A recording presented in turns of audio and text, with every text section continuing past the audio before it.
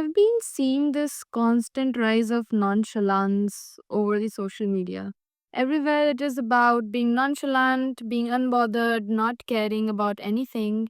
And I get it. I understand where people are coming from. It comes from wanting to protect yourself, from not wanting to get hurt, right?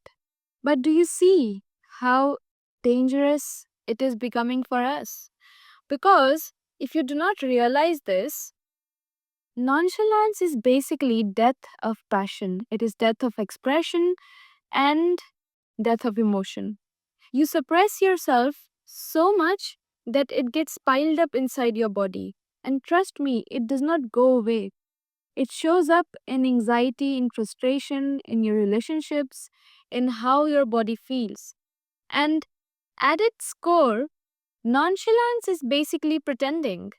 You might actually care deeply about people, about things, but you put on this mask that you don't. And when you are doing that, you're not being authentic. And in today's world, the most daring, revolutionary thing that you can do is actually be yourself.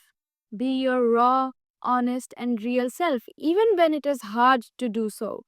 The whole narrative has been set because you're afraid of getting hurt, that you choose to hide behind indifference.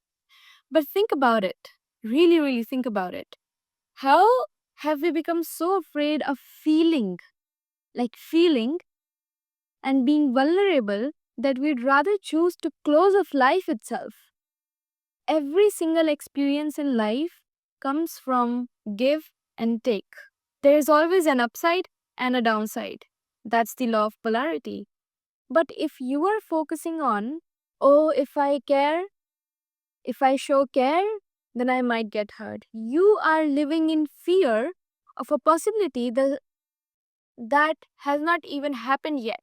You're assuming the worst before life even has a chance to show you anything else. And that is not how it should be. If you want to be loved, you will have to take the risk of heartbreak. If you want to be seen, you will have to take the risk of failure. And that is okay. That's life. You get hurt sometimes, and yes, sometimes you hurt people too. That's part of being human. Now, let's imagine that you are at a concert, right? But instead of dancing, singing, and enjoying, or even just nodding your head, you just stand there. You stand there like a mannequin. Why? Because you're scared. If you start dancing, someone might laugh at you because of your moves. So you stay still, pretending not to care. From the outside, you're looking so cool, detached. But on the inside, you're missing this whole point, which is enjoying music, the passion, the raw experience. You did not protect yourself. You robbed yourself. And that is exactly what nonchalance does. It makes you miss out on the music of life. Studies in psychology actually show that when you actively try to not care, your brain actually works harder to suppress feelings than it does to simply process them.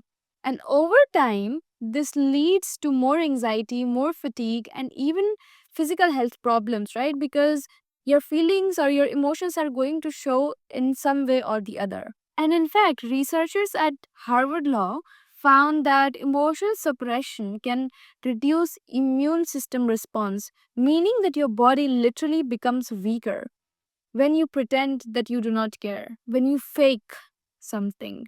So nonchalance is not strength, it is just slow burn of your energy and vitality.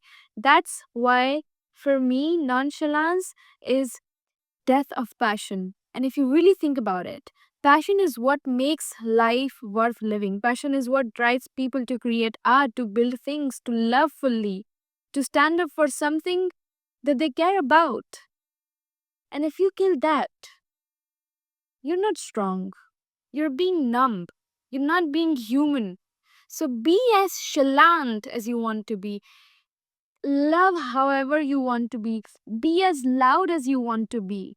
If you want to be you, then unapologetically be you. Just because there is a trend on social media to not care does not mean that you have to follow it. You are your own person, and that's what makes you unique. It's your ability to be yourself, especially when it is risky and it feels easier to hide.